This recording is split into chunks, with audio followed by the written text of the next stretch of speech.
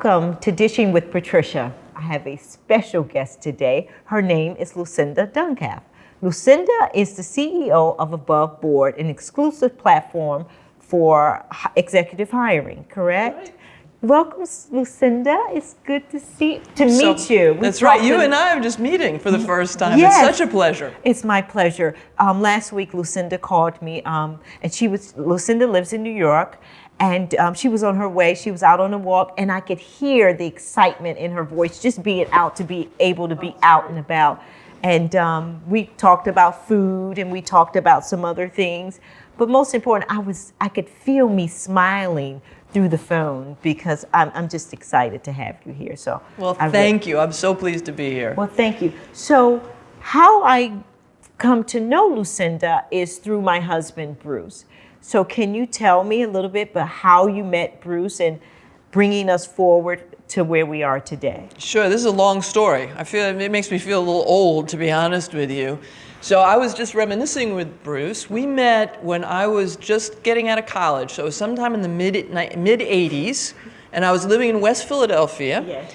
And there was a Japanese karate dojo on 46th Street, and I used to walk by all the time. And I used a laundromat across the street. She used to watch in the window and see what was happening. So I ended up joining, and have been literally still today, been practicing martial arts, and Bruce was at that dojo. So the specific story I wanted to share is, so it's a very traditional, this dojo is a very traditional approach, very Japanese, it's very measured. It's not like you go to some of these more commercial ones where like you pay a certain amount, you get a belt. You had to work, and it was a long process. And you finally get to be a black belt, which you think is this big achievement. You think you've arrived. Well, you come to find out that you have just begun the path at that point, but you're sort of full of yourself. So I show up at the first class with my new black belt on, and I'm all the way down at the end because you stand in line in the order of your seniority. So the most senior person is on one end and the most junior's on the other. I'm a new black belt. I'm the most junior of the black belts. Wow. Bruce was number one. So Bruce is all the way at the front, near the people watching and all the rest of it. And the instructor that night, who was a dear friend of ours, Mr. Johnson, said, okay, we're going to pair up now. And the way we paired up was we took the most junior person and wrapped the line around. So here I am standing with Bruce. And I'm whatever I was, 25 maybe or 4 or something. And I was a beanpole, I didn't weigh anything. And Mr. Johnson says, we're going to do what's called one-step sparring, which means you just step in one attack and the other person defends you. So I step in, and Bruce sweeps me, takes my feet right out underneath me. I go up like a cartoon. You go up horizontal. You're like this, with the floor. I'm dropping. He grabbed me by my gi. You wear those white, heavy uniforms. Yeah. He grabs me by my gi and puts me back on my feet. Okay, so again, the next one is we're going to punch Chudan. So I punch the face, now I'm going to punch it. What happens? I step in, I punch to the stomach. What does Bruce do? Sweeps me again. I'm horizontal, he grabs me over and over and over again. So when we all reconnected, whenever that was, 6 months or so ago, that's what immediately came to my mind, was that half hour of my life. When you get taught, and it's very specific, right? There's a reason that that's done, is you are taught, what he was showing me was, congratulations, now you're ready to start to learn. It's not a destination, it's actually the beginning. So that's a little bit, and we ended up, there was it was a very special time and place, that school in that era. It was really something very special, and we were part of that. And so I think when you go through those sort of experiences in life with people, yes, even we've talked, we talk every 5 years or something in between, but you always feel this connection with those people that you went through that kind of experience with. Well, those lessons, how did you transfer those lessons into business? Oh. Because based on Bruce says that Lucinda is what you call a serial entrepreneur business person. So tell me, what did you take from those life lessons? Because Bruce often mentions some of the lessons that he learns from karate that has helped him in his life. So tell me, how did you transcend? We could do a whole show about this topic, but I will say two things. First of all, yes, so when you say serial entrepreneur, serial with an S, what that means is that I've done this over and over again. Yes. So Aboveboard is my 6th company, backed by venture capitalists, so outside professional investors who invest in my companies. I grow them and then we sell them, with the goal being to make money for the investors as well as for ourselves and add value for clients and all the rest. And so one of the things, it's actually the same deal, is that I think when you shift your mindset to the journey rather than the destination, it's exactly the same. So you don't get a black belt and stop. You get a black belt and that prepares you for the next degree and the next degree and the next degree. In the same way, if I build a company and sell it successfully, to me that's just a step along the way. It's directly analogous. And then the second thing I'd say is very concrete. So I was actually working for a San Francisco-based startup during this era when that happened. I was working in Philadelphia, but the company was based in San Francisco. And they wanted me to move to New York. And I'm from New York, I live in New York now. I wanted to go to New York, but I was like, it's expensive to live in New York. So I now get in this, I'm young, I was 25 maybe, and you get in this negotiation. And one of the things very concretely you learn when you study martial arts is, in Shotokan, which is the style we learn in particular, it's one blow, one punch, one death. So when you attack with the whole of your spirit, of your body. You don't hold anything back. Because the reality is, when you go towards somebody to attack, you're opening yourself up. It's a moment of vulnerability. Yeah. So if you're going to make yourself vulnerable, you better give it your all to be successful, right? Otherwise, don't go. Yeah. So we're in this negotiation, and this was a lesson, a concrete lesson I was learning at that time. It's hard to make yourself do that, because you're afraid you're going to get hit. Right? It's that very natural fear, so you're learning to overcome that fear. So I had this negotiation, and I had a number that I thought it was going to cost me to live in New York. And so they came and said, we're going to give you a raise of whatever it was. And I said, well, that's not going to work. I need X dollars. And I'm some little, assistant, associate, whatever. And they were like, no, we're not going to give you that. And I said, well, okay. Bye. There's no problem. And then my manager's manager called and said, no, really, we want you to move to New York. Will you do this? And I said, I would love to do it, right? I'm from there. I want to be back. I would love to do that, but I need to make X. And they came back and said, whatever it was, less than X. And I said, I don't know what, you're not understanding. I need this. And in the end, that's what happened.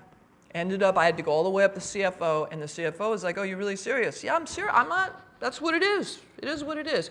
So I could literally talk for 10 hours about this, but there's a couple of very concrete examples. When you start out, you have a business concept. Mm-hmm. So how do you take that business concept into actually starting a business and then getting funding? Mm-hmm. So this is probably the question I get asked the most by people who haven't done this before. And it's going to sound silly almost, but the answer is you just do it. So there's nothing that's going to happen. I'll see people, you have to have a bias to action. Mm-hmm. You have to actually do something. Yes. So you've done, I know, a good amount of philanthropic, right? Yes. Sort of activities that most people go like, wait, you're going to do something in Ghana? How? Who do you know? What? Yes. What do? You just start. You make a phone call. You call, so you find someone on the internet and you send them an email. You literally just start. That's how you start. And then the reality is, your idea is going to meet the market, and you are going to find out you're wrong. Every time. 100% of the time. You might be, hopefully you generally have some right things, but you're going to be wrong. So the idea is that you go to market, you try to invest the minimum you can, right? So any way you can manage to do something without spending any money or time, you do, in order to get the market feedback. Then the market says to you, oh, well, the way you have this is wrong, the way you have this is right, and that directs what it is you do. Once you have actually shown that it works, that's when you can go get outside money. So people tend to think, I need to have the product built. No, you don't, because everybody knows you can build the product, especially I do software, right? So you can program the computer, that's gonna be okay. What they want to see is you have a business, there's demand, somebody will pay you for what you're doing. That's the trick. So it's, yes, you start with a concept, but then as fast as you can, you try to get someone to buy it, basically, as a customer, right? Sell the idea, and then that's when the funding comes. Wow. So from the beginning, so you have your concept. Mm-hmm. You now started the business. Typically, what is the length of time before you can then seek to go out and get some type of financing? Also, we know that being a woman of color, the odds are against us. Oh, well, for the kind of world I live in, the venture capital world, which now people are more aware of. When I started, it wasn't as common, people didn't know that, right? So this is the way companies like Facebook and Google and all these kind of companies get started. Today, it's something like 2.5% of the companies that are funded by venture capitalists are founded and run by women. Yes. Women of color, I guarantee you, it's not even measurable. Right. Right, it's like, 50 in a year or something. I think that the reality, that said, the way I've always approached that is I just ignore that fact. Because I can't do anything about that, right? That's I can't do anything about that. So why am I gonna focus on that? Right. It's like driving a car. If I'm watching a squirrel, I'm gonna take cars going off with a squirrel. Right. I'm keeping my eye on what I'm trying to do, and if I have to do 50 times as many meetings, I'm gonna do 50 times as many meetings. And I think the reality is that's terrible, and what I'm doing now is trying to change that fact. But when you're the individual, I talk with so many entrepreneurs who are women or people of color, and they get so hung up on, I'm not raising money because of that. Well, like, okay, yes, that's true, you're not. Focusing on that is not going to change that. You need to figure out what you can do in order to make yourself successful. So time-wise, you asked like how long it takes. There isn't really, Patricia, there's not like a specific time. It's more about, we think about milestones. So it's, as I said earlier, like, do you have something that you can try to sell? Are people actually buying it? So there's sort of very specific hurdles for different kinds of investors, and the reality is usually it starts with some kind of friends and family. Okay. It starts with you quitting your job. It starts with you putting your whatever website software on your credit card. Right. That's usually where it starts. The lucky thing, what happens over time, and I've been so blessed and lucky in this way, is as you have done right by people, and sometimes that's making money, but not always. That's not the only way. If people feel like you approach something well, yes, and you were honest and had integrity and all that, they will give you money for the next time. So it's always easier the farther you go along. It's the same type of people giving you each time? Usually. Not true this time. So Aboveboard, yes, can I talk about Aboveboard a second? Yes, please. I want to talk about it. So I thought I had retired. I really genuinely thought I had retired. And I was doing one of the things, so in a profession like mine, what usually happens is you get to a certain age and these kind of companies are very stressful to run, right? It's the pace is very fast, the stakes are very high, it's very public, and so people get tired. And so usually what they do is sometime, in my late 50s, sometime around there, people will stop and they go and they work on boards, they invest in other people's companies, they do like a mishmash thing. I totally thought I was doing that. And as part of that, I was working with a company that's a retained executive search firm called True Search. What that is, and I need to explain, and this is for anyone in business, I think this is in the world, it's good for people to know how this works. Yes. Nobody knows how this works. This is like the stuff that they don't tell you. If a company is going to hire a senior executive or put someone on their board of directors, they have two ways that they do this. They either just use their networks. Yes. So I call Bruce, because I know Bruce knows people, and I say, hey, Bruce, who do you know, who, whatever, right? Now, it happens that I'm white and Bruce is black. That's atypical, right? Normally the person I would call would be white because I'm white and so I know all white people, right? So I'm working my own network. If I can't, and that's free, right? I'm doing that, I'm leveraging my relationships. If that doesn't work, I then will hire a retained executive search firm. These are firms, they're professional service firms. All they do is find executives. They get paid a lot. They get paid a third of a year's compensation for that executive. It's a lot. So if an executive at a big company is making $450,000 a year, they're getting paid $150,000 to do that. How do they do it? They cultivate their own networks. So they're, in fact, doing the same thing I was doing. It's just that it's all they do, right? Guess what? They're all white, mostly male. Who do they know? They know all other white men. Yes. Right? So if we're trying to increase diversity, which, first of all, I think is the right thing. Yes. Second of all, I believe is good for the and we know this, right? More innovative, better profitability, et cetera, we have to break this model. Well, you're not going to change this because humans are humans unless you change the model. So what Aboveboard does is I saw this opportunity, right?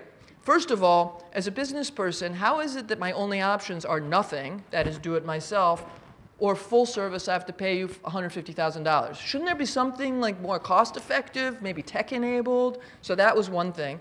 And then once I realized, oh, and if we're going to change this diversity thing, we have to do this, I ended up founding this company, Aboveboard. So I did it together with this company, True Search. And what it is it's actually just like a jobs board. It's just like Indeed or one of these things where it's an online platform. The difference is that we have these board and executive opportunities. We have about 620 of them on the platform right now.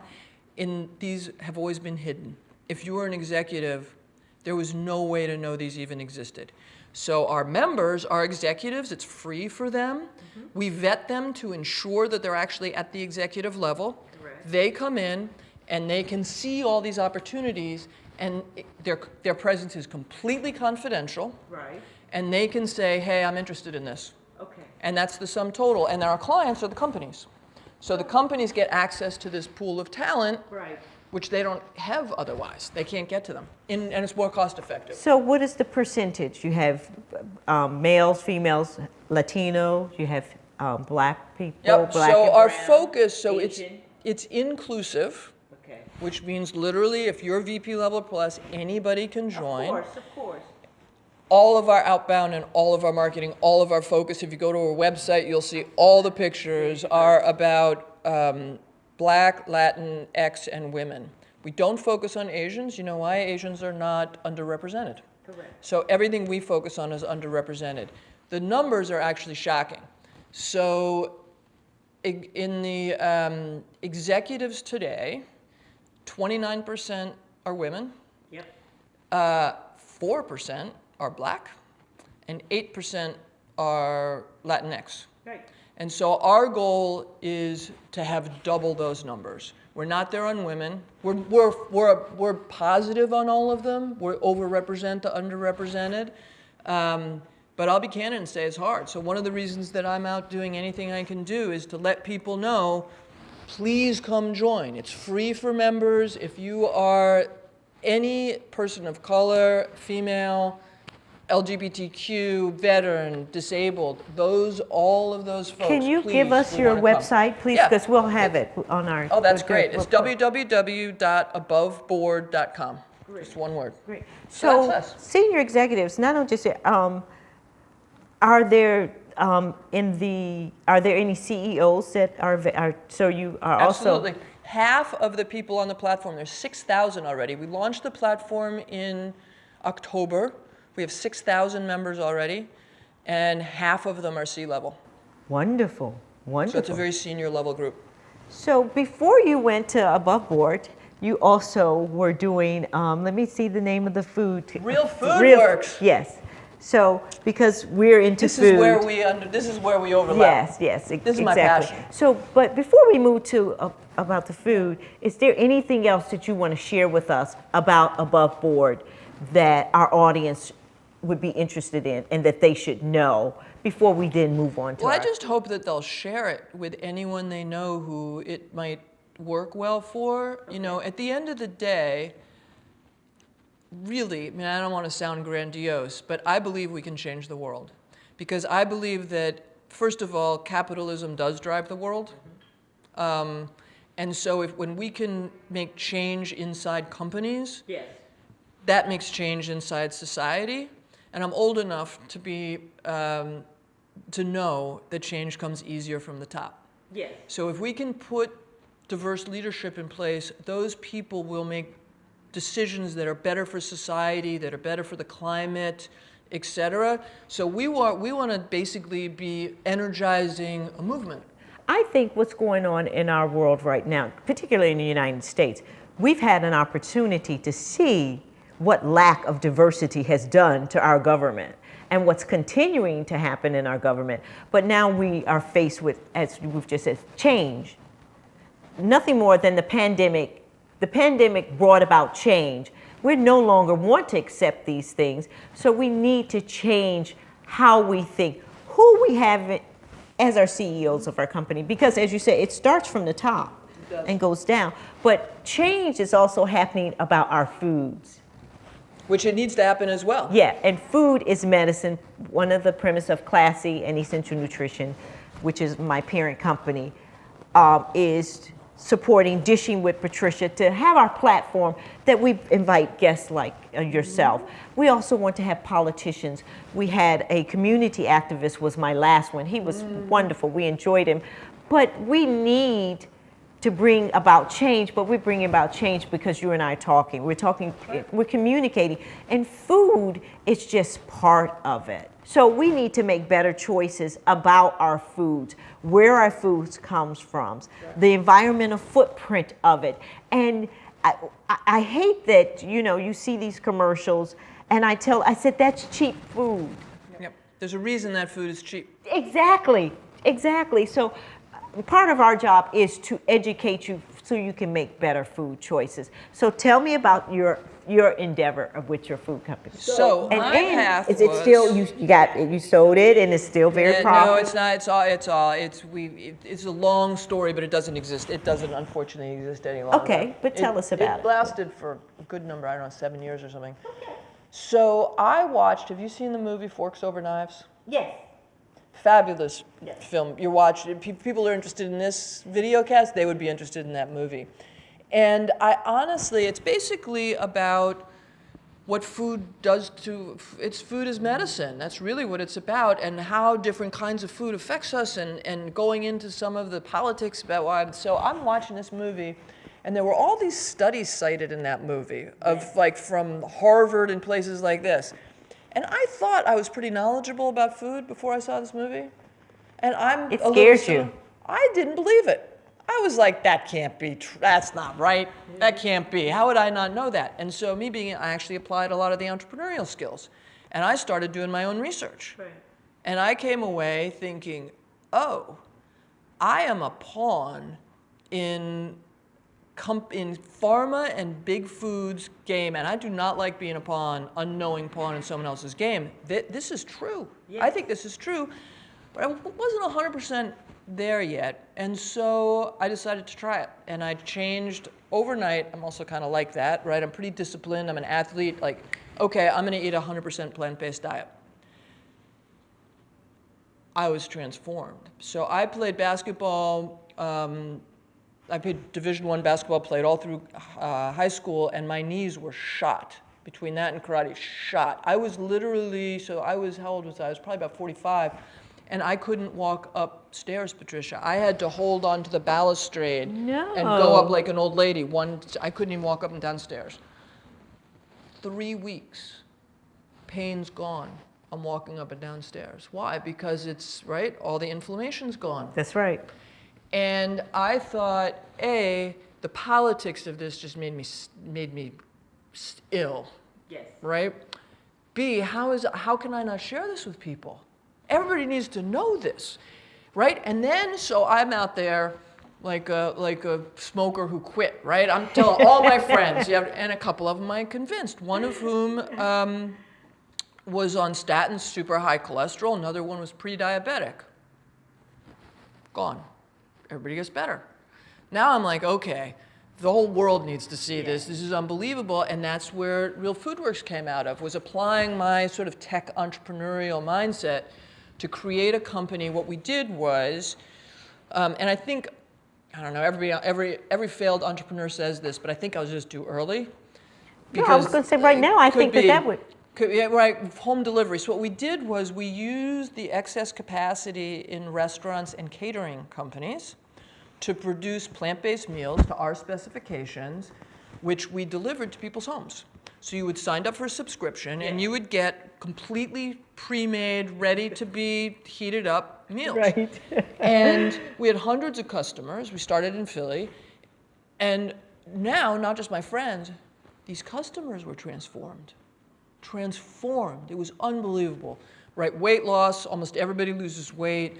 Again, diabetes, type 2 diabetes, literally cured, gone, completely gone.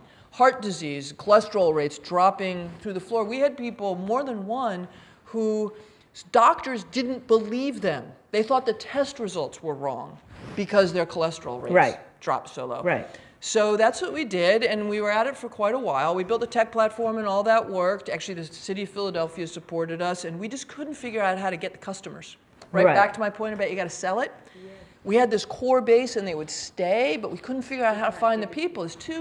I think one of the things about this sort of eating, it's less so now, but it still is. It's so foreign to people.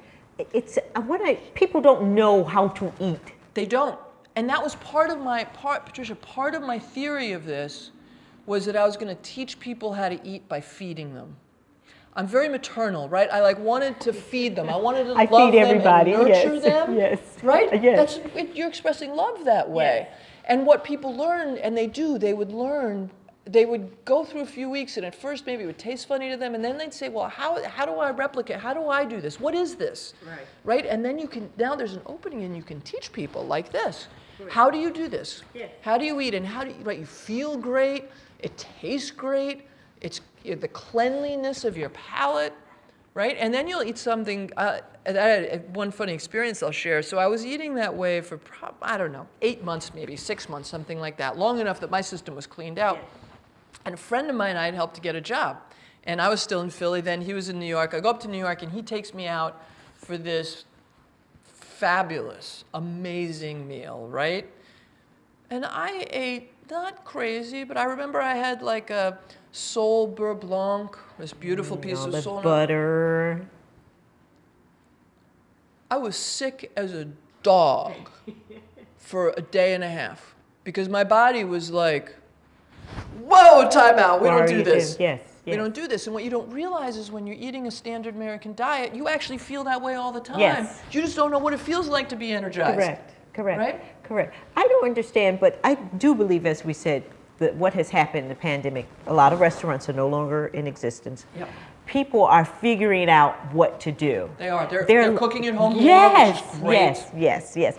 But the cost of food. Yep. We know that, I teach my clients in, my participants, because typically at my classes, I tell them to cook in the outer periphery of the market. Exactly. That used to be cost savings. Now.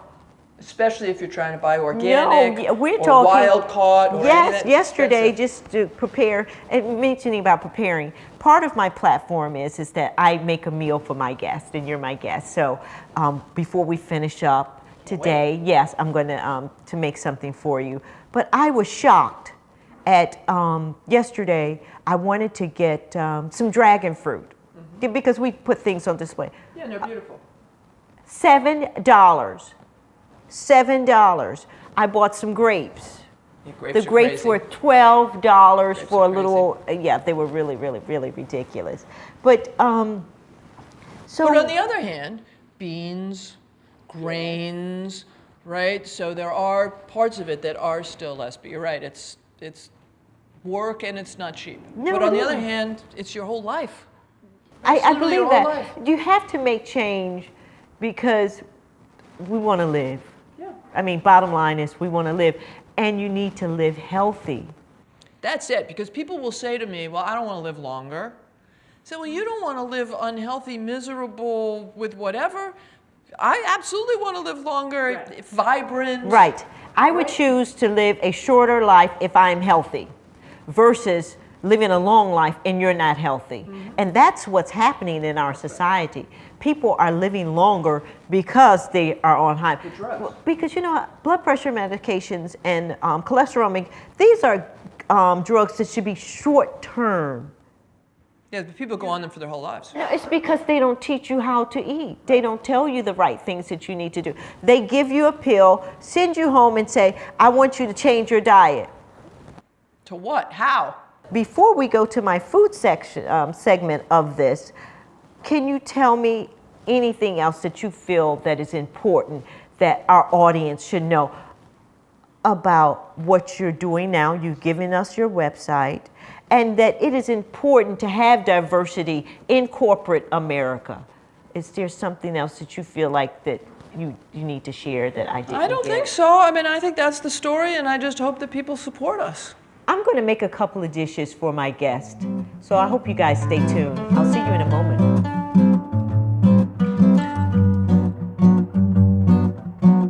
Hey folks, well, I'm back, and I'm back with a recipe that my guest Lucinda sent me. I often ask my guest, what is one of your favorite dishes? And some of them aren't plant-based, but Lucinda eats a plant-based diet. But most recipes can be altered to be a plant-based, or just add some fish or some other things that you want to do. So the recipe that I'm going to share with you today is a roasted sweet potato salad. So let's get started.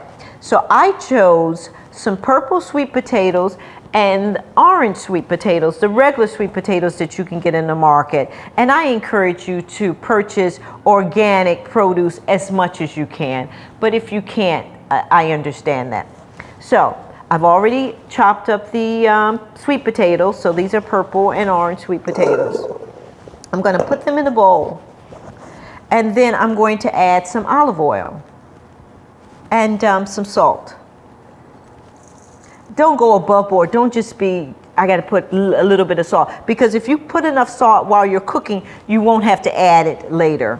In these bowls, I got the olive oil on my hands now. And a little bit of pepper. And what I want you to do is just mix it together in the bowl.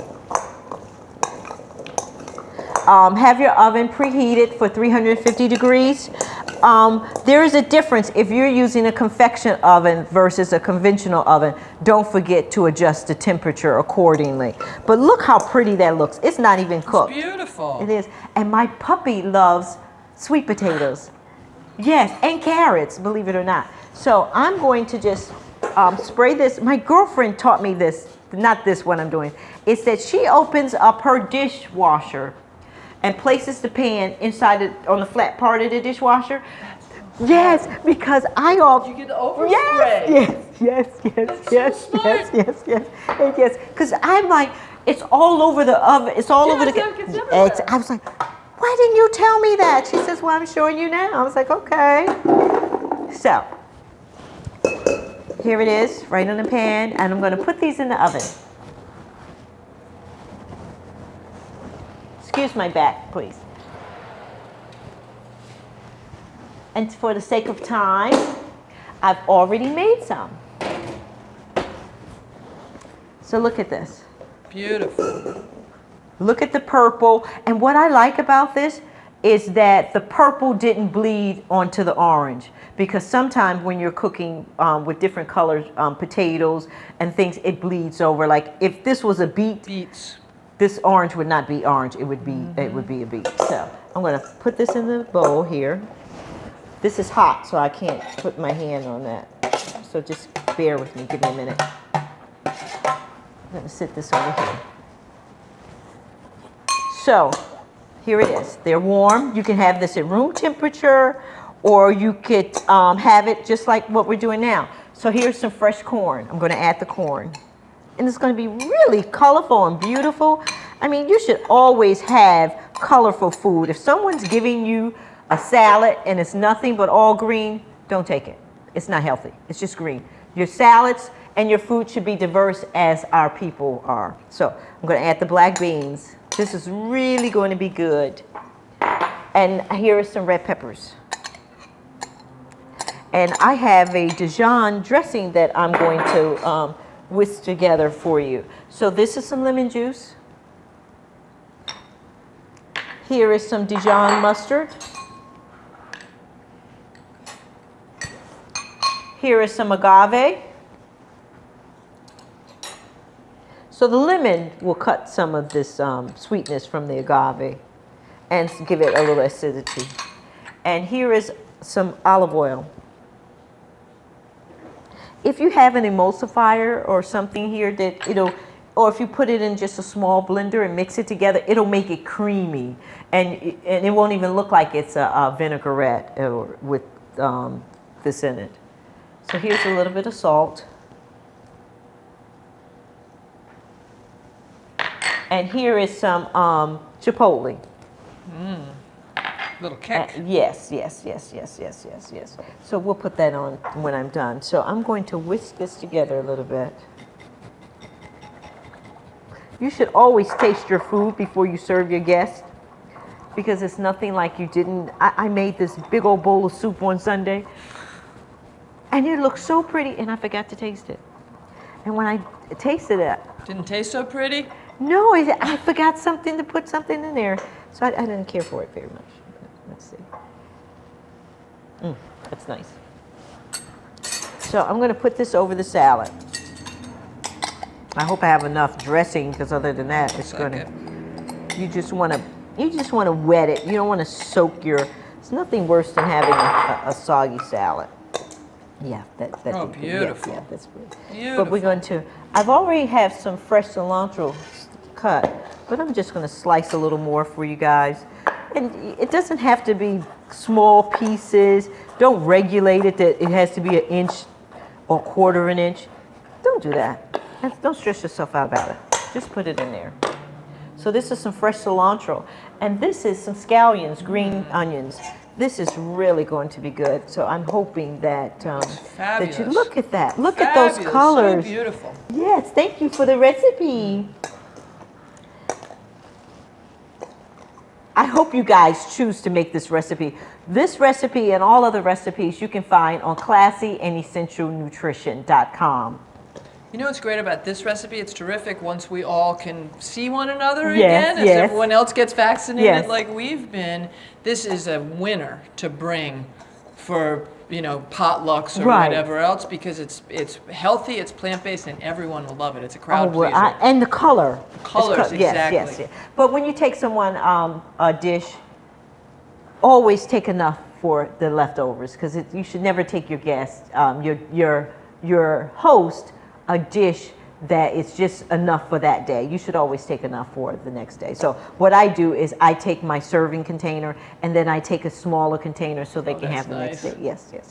Because you'll find that once you're cocktailing and having fun with friends and things, you've eaten all the food and you have none the next day for yourself. I speak from experience. So would you taste that for me? Please. Of course. I hope she likes it. Oh, it's delicious. Good. It's good. Well, It's delicious. while she's tasting that, we've already heard from Lucinda, and we know that she likes it. We're going to take a moment, and I'm going to bring out my second dish that I made for her. See you in a second.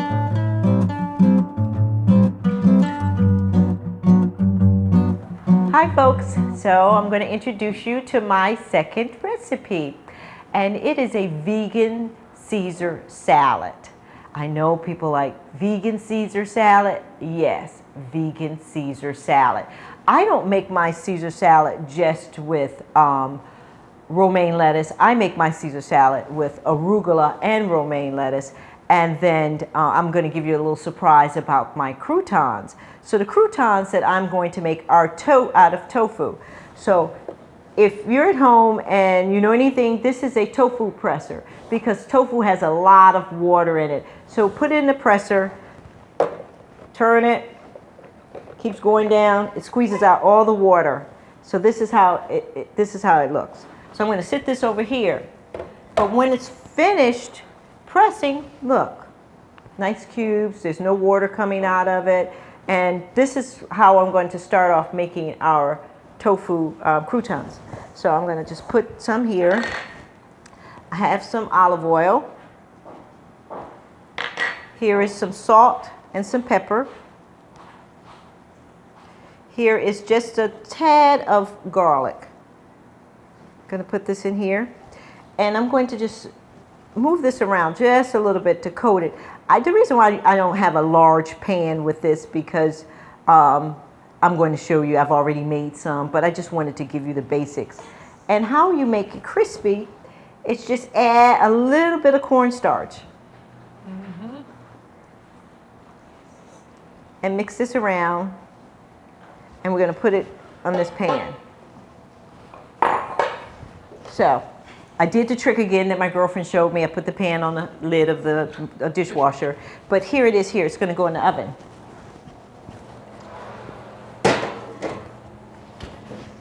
And the oven is set at 350 degrees. This is how it looks when it comes out. How long do you cook those about? For about 25 minutes. 25 minutes if you want them crispy. Because you want them to be crunchy. You want them to be a little hard because that's what croutons typically look like. Okay? So I'm going to make my salad dressing. So, but first before I make my salad dressing, look at this arugula. I love the spiciness of arugula. Delicious. My hands are clean, folks. Okay? So I'm going to put the arugula over here because I'm going to use this bowl to mix my salad dressing. So I'm going to cut up some romaine. I don't want those tops. I want more of the bottom of the lettuce, where you get the firmness from it. And typically, when you're cutting your, you should tear your lettuce apart. I'm not a big advocate of cutting it because it browns. Browns on the edges where you've cut, right? Right, exactly. So, and I'm talking with this piece of tofu in my mouth, so please forgive me. So we're going to put that there. And I'm going to move all this over to the side. So this is freshly ground pepper. This is garlic. Here is liquid amino. This is fermented soybean. I don't use soy sauce. Plus it's not salty. This is some lemon juice. Here is some onion powder. Here is some garlic powder. Here is some crushed capers. Going to give you that the fishiness. Yes, sort of, yeah. exactly. And here is some nutritional yeast. So now we're building up our cheesy flavor that, people think that you don't have. And this is, okay, so this is nutritional yeast. And this is vegan Parmesan cheese. Excuse me. And this is vegan mayonnaise. You know who makes now vegan mayonnaise? Hellmann's. Yes. I was very surprised, but it's rich and it's thicker. Usually I use veganese, and the reason why I don't use veganese in this recipe is because I want that heavy creaminess of it. And this is Hellmann's. And by the way, Hellmann's is not paying me for this, but I am using Hellmann's. And you guys, if you hear just a little bit in the background, our puppy is here with us today. So please forgive us if he just, he hears me talking and he's like, well, why isn't mommy paying me any attention? So these are hemp seeds. Very healthy for you, omega-3s. And here are some sunflower seeds. And here are some pumpkin seeds. And we're going to mix this all together. And this is really going to taste good. I promise. This is really going to taste good. This is the best Caesar salad. And typically I would, because I never make a traditional Caesar salad, I typically would slice up some cherry tomatoes because I want to give it color. And I'll put cranberries in it. But Caesar salad is the dressing. That's really what makes it's the dressing. It's the dressing. It's the dressing. So I'm going to put this over here, and I'm going to put the tofu in with the dressing because I want it to start coating it, and it'll soften it up a little bit. You know, when you have your Caesar and you bite into that crunch of the crouton and it's nice and creamy on the outside, and then it's got some little bite to it. So that goes into there. So let's just stir these around. This is an excellent salad for the summer. You could grill some chicken or some fish and for your guest, or just for home. I cook these all the time at home. And if I don't want to do, you know, croutons, I make my own if I don't want to do tofu crouton, I make my own, I make my own croutons out of sourdough bread. Just coat them in some olive oil. That's right. I mean, why would you go buy those? They're hard. They don't have terrible. any flavor at the table. How long have they been in the shelf? I mean, yeah, how long have they been on the shelf, right? So just make your own. Just make your own. But what I was going to say as well, if I don't buy store-bought croutons, there is this cracker at Trader Joe's that is about this big, that long. It's very seeded, and it tastes so good. This is spilling over, but I need this additional lemon juice to thin this out a little bit. That I think you should try it. Try it. Make recipes your own. Rarely do I follow a recipe because I need to make it my own because somebody puts one thing in it, then I want something different. So I tend to make my own. So this is going to be really good. If you find that it's too thick, I put a lot of cheese in this because I like mine cheesy. And you would be surprised that you would think that, you see how it's still, now it's coating it. At first it was just separating. But the more you move it around, it starts to coat the cheese. It starts to coat the lettuce. I do apologize. So I think this is enough. And I'm going to let you taste this. And I'm going to, thank you, make sure I put some croutons on top of it as well.